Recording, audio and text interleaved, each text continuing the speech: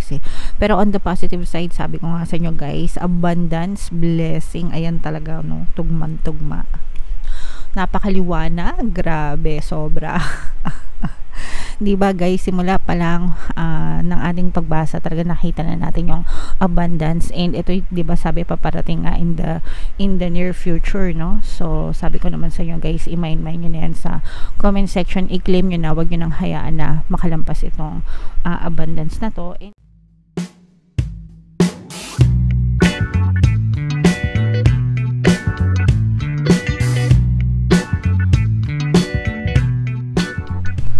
Hello guys, hello Capricorn, welcome back to Pinay Pixie Tarot.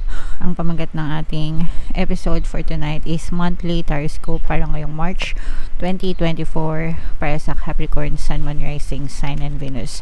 General reading lang guys, pwede mag-resonate, pwedeng hindi, combination ng positive and negative energy. Sa dulo ng video guys, magkakaroon tayo ng yes or no pick a card reading. Ito yung deck na gagamitin natin dyan. Pwede kayong magtanong guys ng isang tanong, answerable by yes or no, tapos titingnan natin yung sagot ng tarot sa inyo. Okay, so sa dulo ng video yan guys, kaya make sure na tapusin nyo yung video hanggang sa dulo. So unahin natin itong mga deck na to guys. Tingnan natin yung mga mensahe sa inyo ng inyong mga gabay. So una, we have listen to your intuition. Pangalawa, meron tayo in the near future. Wow naman, grabe. And then pangatlong mensahe sa'yo, Capricorn, abundance. Wow guys, alam nyo na alam nyo nang gagawin guys kapag nakikita nyo yung mga ganyang very positive na mensahe sa inyo mga kapiksi. Okay, so unang-una, abundance, pagpapala, kasaganaan, blessing. I-mind nyo na yan sa comment section mga kapiksi. Ibig sabihin talagang masagana yung inyong kabuhayan, pinagpapala kayo, blessed kayo mga kapiksi. And palagi ko naman kayong sinasabihan guys na pagdating sa abundance, sa kaperahan, ganyan, tatlong affirmation yung sinishare ko, no? Yung mga affirmations na yun, anong gagawin nyo dun sa mga affirmations na yun guys? Palagi nyo lang siyang sabihin araw-araw hanggang sa tuluyang magbago yung takbo ng blessings sa kabuhayan nyo. So yung first affirmation guys, money money come to me. Pangalawa, palagi ako may pera and palagi ako nakakapera. And then pangatlo guys is yung I am the queen of abundance. Bagong favorite ko yan. I am the queen of abundance. O kaya naman, I am the king of abundance. Excuse me. Depende kung babae kayo o lalaki kayo, okay? So guys, sabihin nyo lang yung araw-araw, no? Tapos in the near future, mapapansin nyo na unti-unti talagang nananagana, nagkakaroon ng kasaganaan yung inyong kabuhayan mga kapiksi. Alright? So ito guys, timeline ito, no? In the near future, ibig sabihin malapit na malapit na maaaring yung ma-experience itong mga abundance na to, o kaya naman ay yung mga manifestation nyo sa buhay nyo if mayroon kayo mga specific na desires or goals sa buhay mga kapiksi. Alright? And then of course guys, listen to your intuition, especially kapag naguguluhan kayo ganyan, or may mga times na nababagabag kayo, magdasal kayo, and then magdasal kayo, and then makinig kayo sa iyong intuition, kasi yung intuition nyo guys, ginagabayan yan ng inyong mga gabay mga kapiksi. Alright? So, comment down below guys if feeling nyo nakaresonate kayo, no? And itong abundance na to guys, i-mind nyo na yan sa comment section. Alright? So, tingnan natin yung ganap sa inyong Capricorn ngayong March. Shuffle ko to, hanapin ko yung energy ng Capricorn guys. Habang shuffle ko to, panoorin nyo muna yung video natin regarding sa ating paano mag-manifest ng abundance video course. Kapiksi, sawa ka na ba sa mga struggles at hirap sa buhay mo? Masipag ka ba at masikap sa buhay ngunit hindi ka pa rin umaasenso? Ilang beses ka na bang nag-attempt magnegosyo at mag-invest pero palagi ka pa rin nalulugi? Sa pagkakataon na ito ay maaaring may subconscious beliefs ka na nagiging balakid sa iyong pag-unlad at pagyaman. Introducing, paano mag-manifest ng abundance video course. Dito ay matututunan mong ma-overcome ang mga balakid mo para tuluyan ka ng umunlad, umasenso, sumagana, maging matagumpay, successful at maswerte sa iyong kabuhayan, pera, trabaho, negosyo, salapi at kaperahan ng bonggang-bongga. Dali, mag-send na ng email sa pinoypixietarot@gmail.com at simulan na ang iyong pagyaman ngayon. Alright, so sabay-sabay tayo magpayaman ngayong 2024 mga kapiksi. Mag-avail na kayo ng course guys kasi sobrang ganda talaga niyan mga kapiksi. And good news no, dahil ngayong February guys no, until February 29, magbibigay ako ng 200 pesos na discount mga kapiksi sa lahat na mag-avail ng course. Kaya mag-avail na kayo guys. Sayang yung discount. Also, meron din tayong email coaching guys, manifest your desires using the law of attraction. If meron kayo mga specific na gusto nyong i-manifest, pwedeng love and relationship mga kapiksi, pwedeng money or career, pwede kayo magpabook ng email coaching session with me guys. Mag-send lang kayo ng email sa pinoypixietarot@gmail.com.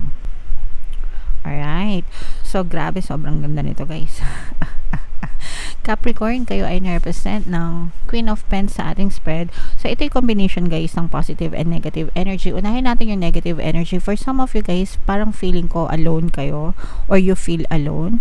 Kung kayo ay nasa ibang bansa mga kapiksi at malayo kayo sa inyong mga pamilya, ganyan, parang nakakaramdam kayo ng homesickness or parang nangungulila kayo. Parang may namimiss kayo na somebody sa buhay nyo, mga kapiksi, or parang namimiss nyo na yung feeling na hinahanap-hanap kayo and kasama nyo yung mga mahal nyo sa buhay, something like that. Pero this is parang deep emotional loneliness, no, as in malungkot na parang feeling nyo may kulang sa inyo. So yun yung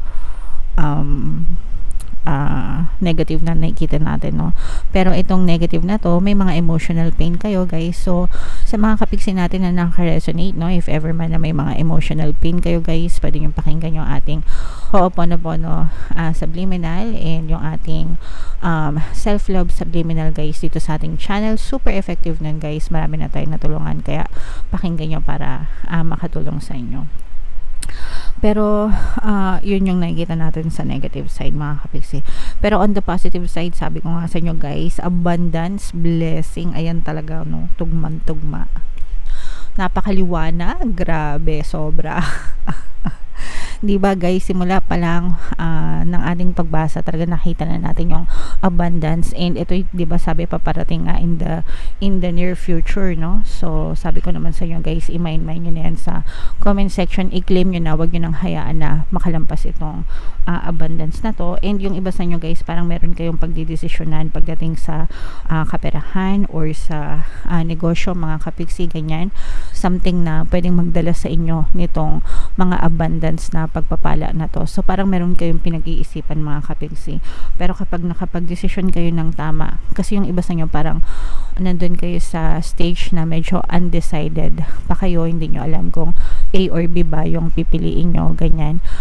Pero kapag kayo ay nakapag-desisyon ng tama mga kapiksi, ito nga yung sinasabi natin na bonggam-bonggam pagpapala yung paparating sa inyo, mga kapiksi. So when it comes to decision making guys, no, syempre palagi nyo timbangin yung mga pros and cons, diba?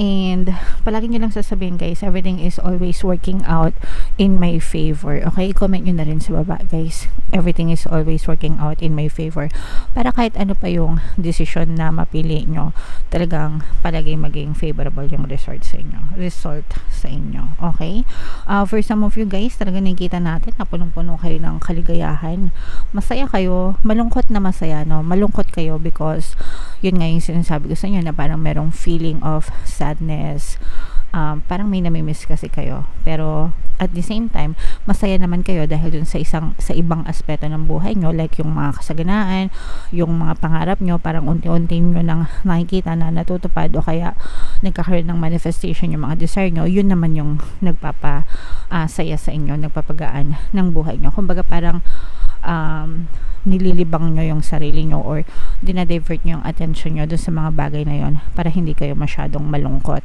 And ang nagiging resulta nito para sa inyo is maganda, no, kasi talagang umaangat